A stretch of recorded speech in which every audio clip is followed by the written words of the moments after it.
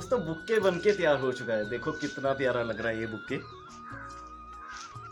दोस्तों आज से हमारे गांव के मंदिर में भागवत का आयोजन शुरू हो रहा है। तो अभी मैं मंदिर में जाऊंगा और पंडित जी भी आएंगे तो हम सब उनका स्वागत करेंगे। तो उससे पहले मैं हर साल जब भी माता के मंदिर में फंक्शन होता है तो माता जी के लिए एक बुक्के बनाता हूँ। मैंने अपने घर पे ही बहुत सारे रोजेज अलग अलग कलर के लगाए हुए हैं, तो जब भी इनमें रोज खिलते हैं ना तो यहाँ से मैं बुक्के बना के लेके जाता हूँ। तो नमस्कार दोस्तों, स्वागत है आपका अपने चैनल हिमाचली और में। दोस्तों आशा करूंगा कि आप सभी स्वस्थ होंगे। तो दोस्तों आइए आपको भी दिखाता हूँ कि मैंने कौन कौन से रोजेज लगाए हैं और इनमें से मैं एक एक रोज लूंगा सभी पौधों से, फिर एक बुक्के तैयार करूंगा। सबसे अच्छे वाला रोज जो लग रहा है ये भी बहुत अच्छा है, वैसे तो ये भी अच्छा है।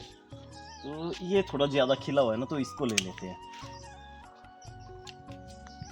ये जो रोज है दोस्तों ये है पिंक और वाइट का मिक्सअप है, तो ये भी बहुत सबसे अच्छा है और ये सबसे बड़ा खिलता है। ये वाला जो रोज है ये वाला चलो फिर भी ठीक है।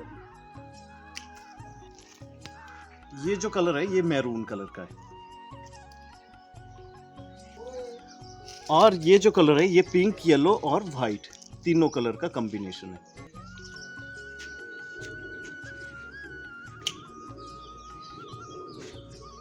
तो ये जो रोजेस के पौधे जो लगाए थे इसके पीछे भी एक बहुत बड़ी स्टोरी है जो मैं आपको अपने शॉर्ट वीडियो में बताऊंगा।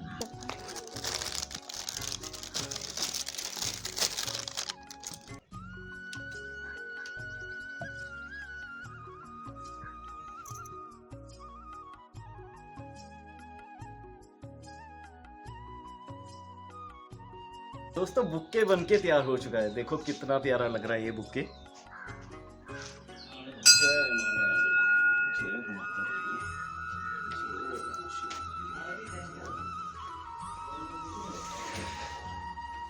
दोस्तों मंदिर पहुंचते ही सबसे पहले मैंने माता जी को बुक्के भेंट किया और उनसे उनका आशीर्वाद लिया।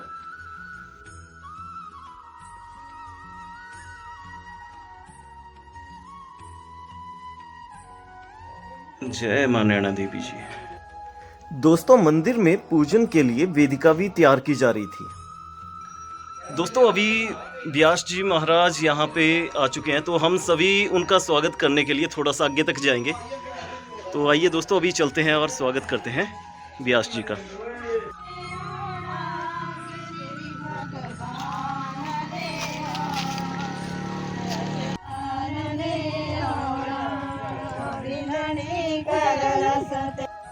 दोस्तों प्रसिद्ध कथाकार आचार्य श्री पंकज गौतम जी भी आ चुके हैं, तो आइए हम सब उनका अब हार पहना करके स्वागत करते हैं।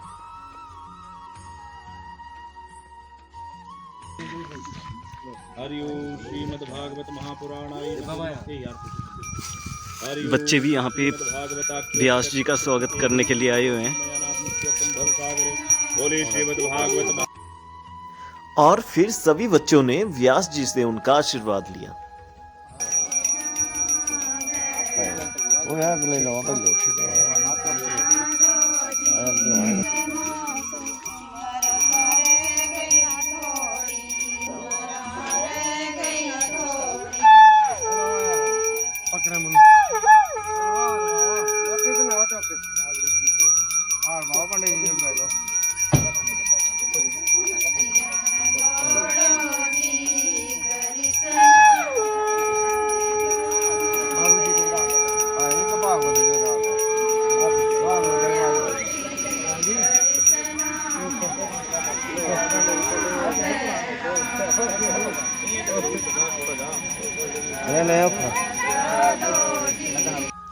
इसके बाद फिर हम सभी भजन कीर्तन करते हुए चल पड़े मंदिर की तरफ।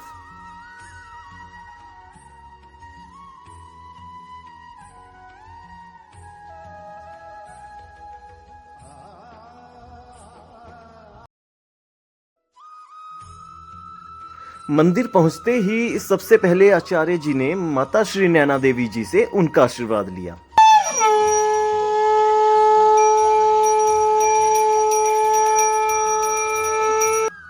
और साथ में दूसरे तरफ बोटी राकेश चाचू जी भी भंडारे का प्रसाद तैयार कर रहे थे। दोस्तों कथा व्यास श्री पंकज गौतम जी हमारे बीच में पहुंच चुके हैं, तो आइए उनसे भेंट करते हैं और उनके विचार जानते हैं। सभी प्रभु प्रेमियों को नववर्ष की शुभकामनाएं। आप सभी लोगों के लिए नववर्ष, हिंदू नववर्ष ढेर सारी खुशियां लेकर के आए और आज से इस निहाड़ा गांव में भगवती नैना देवी के मंदिर में श्रीमद् भागवत कथा का आयोजन हो रहा है। और प्रभु प्रेमियों, आप सभी जानते हो भागवत जी में भक्ति, ज्ञान, वैराग्य इनका विशेष वर्णन किया गया है। और भक्ति क्या है? भगवान और भक्त के बीच में जो संबंध होता है उसको जानना ही भक्ति कहा गया है। बोलिए श्रीमद् भागवत महापुराण की जय हो। श्रीमद् भागवत कथा शुरू करने से पहले सबसे पहले सभी देवी देवताओं का आवाहन किया जाता है और श्रीमद् भागवत ग्रंथ जी की पूजा की जाती है। तो यहाँ पर पंडित जी पूजा पाठ करवा रहे थे। राजा दानवेंद्रो मामला तेन कामदना में रक्षे मांचल मांचल मंगलम भगवान विष्णु मंगलम पुण्य मंगलम पुंडरीकाक्ष मंगलायतनम हरि ओम प्रतेन दीक्षा माप्नोति दीक्षा पुनोति दक्षिणाम दक्षिणा शुद्धा माप्नोति शुद्धा सत्यमप्यते ओम। तो आइए अब आचार्य जी से कथा का ज्ञान ग्रहण करते हैं। गुरुर्ब्रह्म गुरुर्विष्णु गुरुर्देवो महेश्वर गुरुर् साक्षात् परब्रह्म तस्मै श्री गुरुवे नमः। गोविंद राधे गोपाल राधे गोविंद राधे गोपाल राधे राधे राधे गोविंद गोविंद राधे राधे राधे गोविंद गोविंद राधे। पूरी भागवत भगवान की जय, पूरी सत्या सनातन धर्म की, पूरी सद्गुरु महाराज की जय, पूरी भगवती नैना मैया की जय, पूरे पवन सुत हनुमान की जय, पूरे कुल ग्राम स्थान नगर इष्ट देवता की जय। नमः पार्वती पतये हर हर हर हर महादेव। भगवान बांके बिहारी लाल जी की दिव्या वांगमयी मूर्ति शब्दमयी सदग्रंथ श्रीमद् भागवत महापुराण सभी तीर्थों के पवित्र जल के समान सभी पूजनीय विप्रबंधु,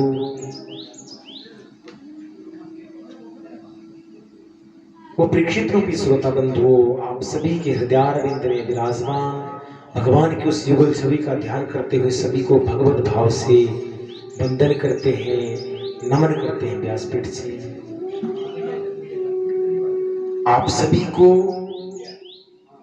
हिंदू नववर्ष के आरंभ की बहुत बहुत शुभकामनाएं। आज से हमारा काल युक्त संवत्सर चल पड़ा है और नववर्ष आप सभी लोगों के लिए, सभी इलाका निवासियों के लिए ढेर सारी शुभकामनाएं, खुशियां लेकर के आए। और भगवान की कृपा से भगवती नैना मां के इस प्रांगण में बैठ करके आज से 7 दिनों तक हम आप सभी श्रीमद् भागवत कथा की लीलाओं का श्रवण करेंगे। और आज कथा का प्रथम दिवस है और ये व्यवस्था का दिन होता है, इसलिए थोड़ा सा विलंब हो जाता है कथा में।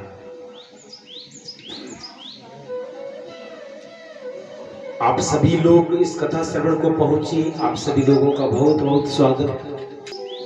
आज सनातन के अस्तित्व को बचाना बहुत मुश्किल हो गया है और सनातन के अस्तित्व के साथ साथ अपना अस्तित्व बचाना भी बहुत मुश्किल हो गया समाज में। मेरे भागवत भगवान की जय हो। प्रधान जी, पहले के समय में 4 परिवार एक मकान हुआ करता था। 4 परिवार एक मकान, आज एक परिवार है और मकान चार चार है, फिर भी सुख शांति नहीं है। अगर सुख शांति फिर भी नहीं है तो अस्तित्व क्या है हम आप लोगों का? क्या पैसा प्राप्त करना सुख शांति है? या खूब मकान बनाना सुख शांति है? या खूब जमीन खरीदना सुख शांति है? खूब वाहनों का सुख लेना सुख शांति है? इनमें से एक भी वस्तु सुख शांति देने वाली नहीं है। यदि शांति किसी को मिलती है तो भगवती के चरणों में मिलती है, भगवान के चरणों में मिलती है। इस संसार तो दुखों से भरा हुआ है, दुखालय है, इसमें कहां सुख मिलेंगे? हम आप लोग सुख की कामना नहीं कर सकते इसमें।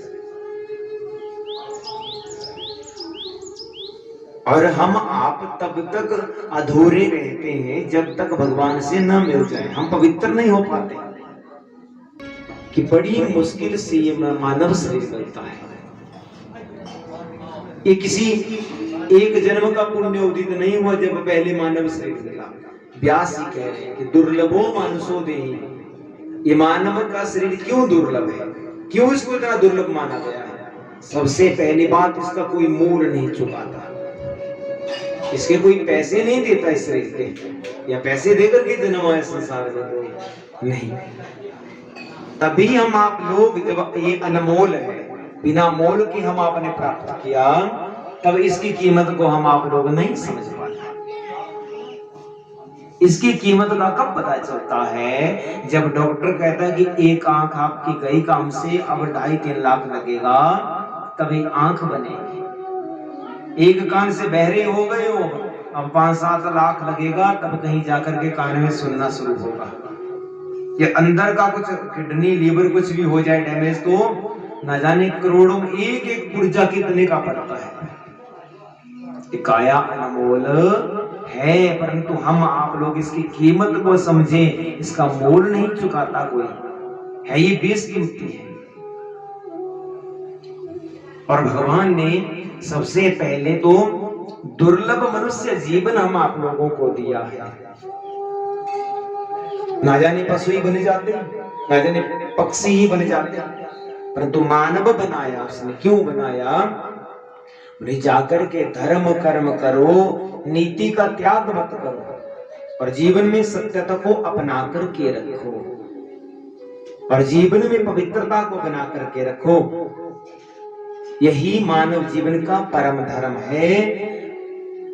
सत्य के ऊपर चलना ही परम धर्म है। जीवन को भगवान के चरणों से लगाना ही परम धर्म माना जाता है।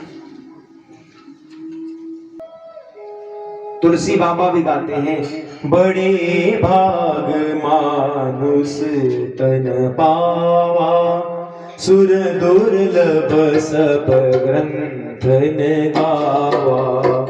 बड़े भाग मानुष तन पावा, सुर दुर्लभ सब ग्रंथ न गावा। श्री राम जय राम जय जय राम, श्री राम जय राम जय जय राम। भोगों को भोगने के लिए मनुष्य योनि नहीं मिली है। यदि भोगों को भोगने के लिए मिली होती तब मनुष्य जन्म ही नहीं मिलता। क्यों? ये दुर्लभ है, मनुष्य जन्म दुर्लभ है, और ये कर्म योनि कही गई है, इसको भोग्य योनि नहीं माना गया।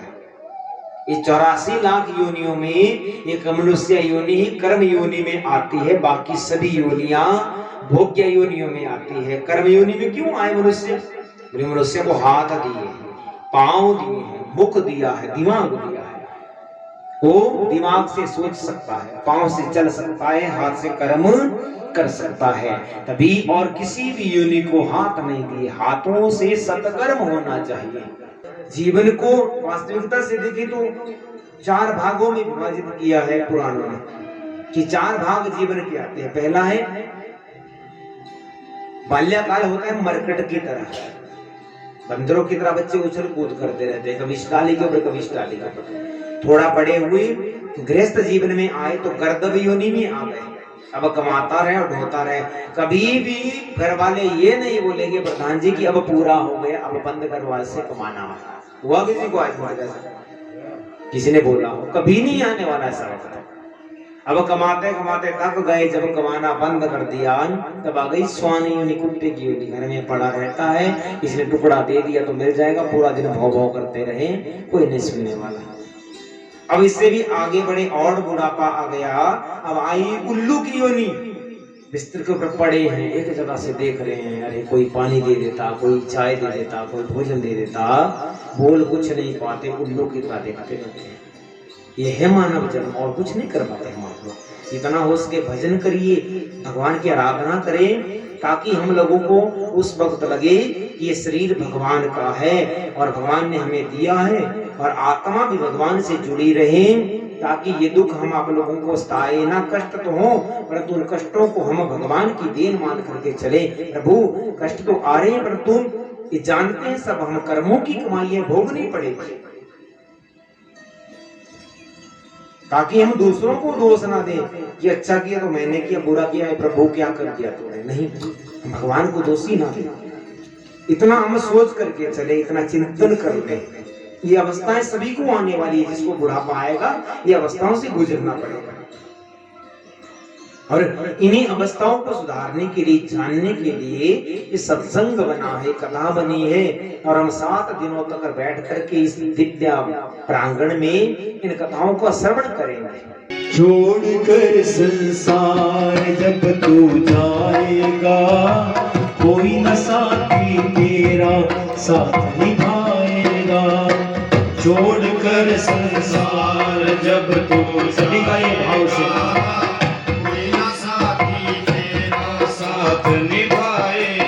ओ छोड़कर संसार जब तू जाएगा, कोई न साथी तेरा साथ निभाएगा। सत्संग है बहती गंगा, तू इसमें लगा ले गोता। सत्संग है बहती गंगा, तू इसमें लगा ले गोता। वरना इस दुनिया से तू जाएगा एक दिन रोता। वरना इस दुनिया से तू जाएगा एक दिन रोता। हंस उड़ जाएगा, कोई न साथी तेरा साथ निभाएगा।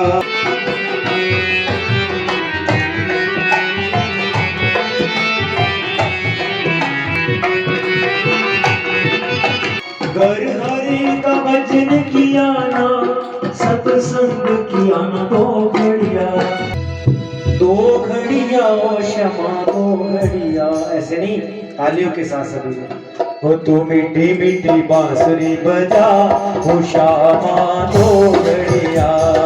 मीठी मीठी बांसुरी बजा, हो श्यामा 2 घड़िया। मीठी मीठी बांसुरी बजा, हो श्यामा 2 घड़िया। 2 घड़िया ओ क्षमा 2 घड़िया, 2 घड़िया ओ क्षमा 2 घड़िया। ओ 2 घड़िया ओ क्षमा 2 घड़िया, 2 घड़िया ओ शाली सेवा 2 घड़िया। हो तो मीठे मीठे बांसुरी बजा, हो श्यामा 2 घड़िया। 2 मीठे मीठे बांसुरी बजा, हो श्यामा 2 घड़िया। ओ मथुरा में तेरी क्षमा गोकुल भी तेरा। मथुरा भी तेरी क्षमा गोकुल भी तेरा। ओ मथुरा भी तेरी क्षमा गोकुल भी तेरा। मथुरा भी तेरी क्षमा गोकुल भी तेरा। तू आके मखन चुरा, तो श्यामा 2 घड़िया। आके मखन चुरा, तो श्यामा 2 घड़िया। तू मीठी मीठी बांसुरी बजा, तो श्यामा 2 घड़िया। वृंदावन तेरा श्यामा बरसाना भी तेरा। वृंदावन भी तेरा श्यामा बरसाना भी तेरा। तू आके गौआ चरा, तो श्यामा 2 घड़िया। तू आके गौआ चरा, वो श्यामा 2 घड़िया। ओ 2 घड़िया ओ श्यामा 2 घड़िया। 2 घड़िया ओ श्यामा 2 घड़िया। ओ 2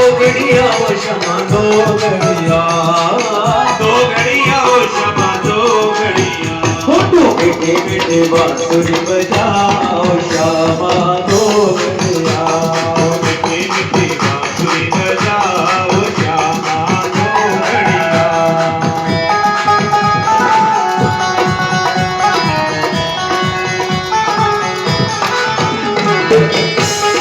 पहले दिन की कथा समाप्त होने के बाद फिर सभी भक्तजनों ने प्रसाद ग्रहण किया।